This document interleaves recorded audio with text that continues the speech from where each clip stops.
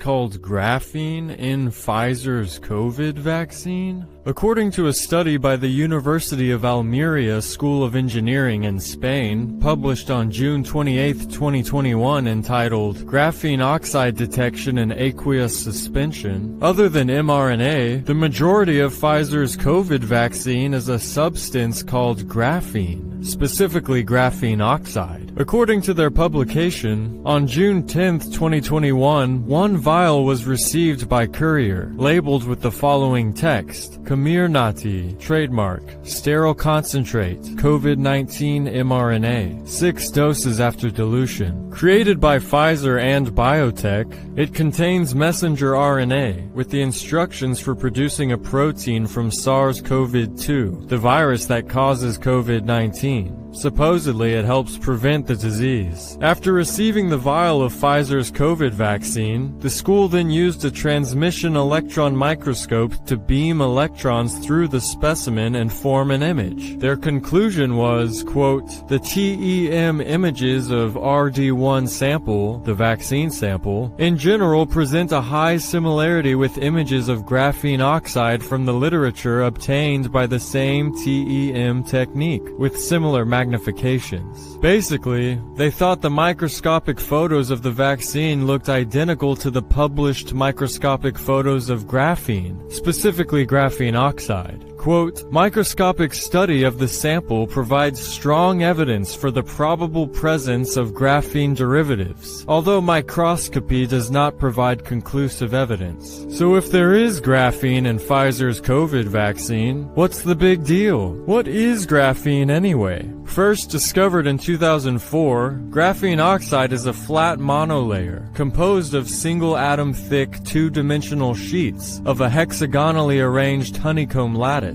And by definition, it is a nanoparticle. It is one of the many derivatives of graphene, and has the most potential for biomedical applications, including biosensors, drug delivery, tissue engineering, DNA sequencing, gene delivery, and transfer of genetic material. According to an October 31, 2016 study from Biomed Central entitled Toxicity of Graphene Family Nanoparticles, quote, graphene family nanomaterials generally exert different degrees of toxicity in animals or cell models by following with different administration routes and penetrating through physiological barriers, subsequently being distributed in tissues or located in cells, eventually being excreted out of the bodies. Graphene and its many derivatives can be delivered into body intratracheal instillation, oral administration, intravenous injection, and subcutaneous injection. According to the study, published data showed that, quote, exposure of graphene family nanomaterials had potential toxicity to the workers and researchers. And for the test subjects, quote, GFNs can induce acute and chronic injuries in tissues by penetrating through the blood-air barrier, blood-testes barrier, blood-brain barrier, and blood-placenta barrier, leading to the accumulation of nanoparticles in organs throughout the body. The study also stated, quote, the toxicological mechanisms of GFNs demonstrated in recent studies mainly contain inflammatory response, DNA damage, necrosis, the death of most or all cells in an organ, and autophagy, the self-eating of cells. Even the FDA published an entry that admitted graphene oxide elicits toxic effects.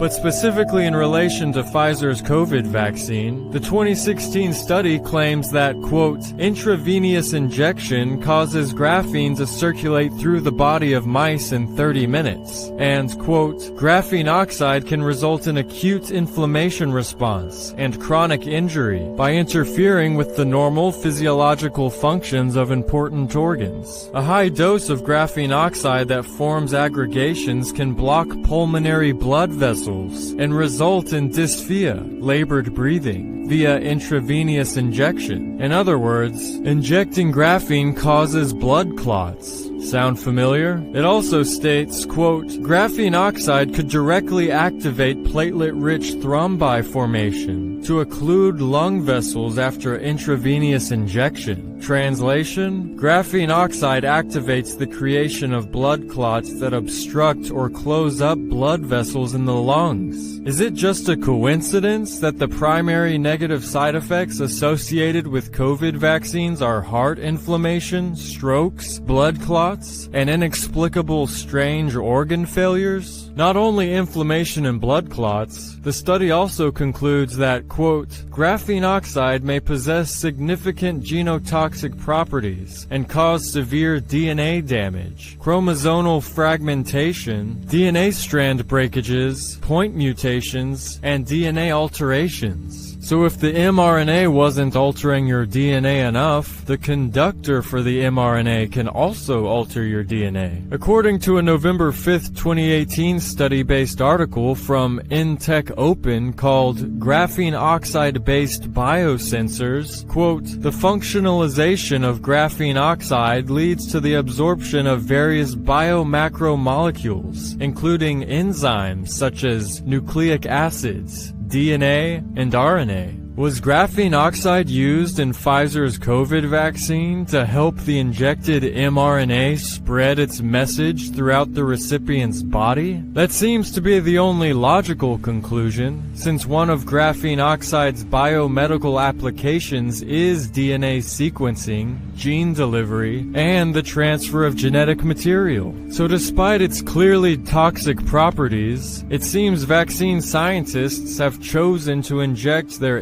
mRNA experimental gene therapy vaccines with a high dose of graphene oxide as a way to ensure the RNA message takes and is widely distributed throughout.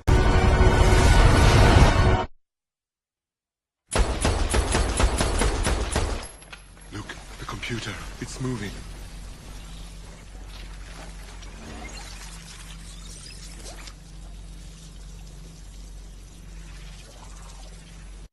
Hey, good morning. Hope you all have a good weekend. Well, we're going to be looking at graphene again, but I'm going to call this carbon and graphene because of something I saw on, that's right, a call for an uprising. You need to see just a couple clips from here, but please go watch the entire thing on your own. Is an essential element of life and is also one of the most abundant elements on Earth. Carbon occupies a place in the second row of the periodic table, right above silicon.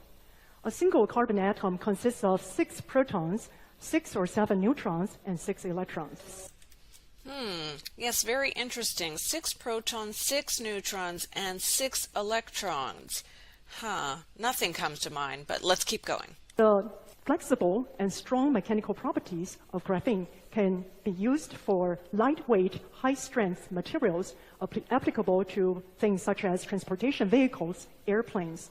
The excellent chemical filtering capabilities of graphene makes it possible for graphene to be used in desalination, detoxification, chemical sensing, DNA sequencing.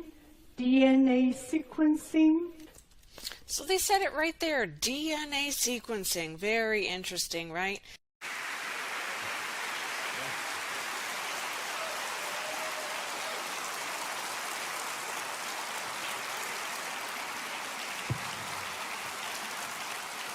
We should be very careful about artificial intelligence. If I were to guess at what our biggest existential threat is, it's probably that. Start and ask you if you could elaborate a little bit on what we've seen on the video. I mean, with artificial intelligence, we are summoning the demon. You know all those stories where there's the guy with the pentagram and the holy water, and he's like, yeah, he's sure he can control the demon. Doesn't work out.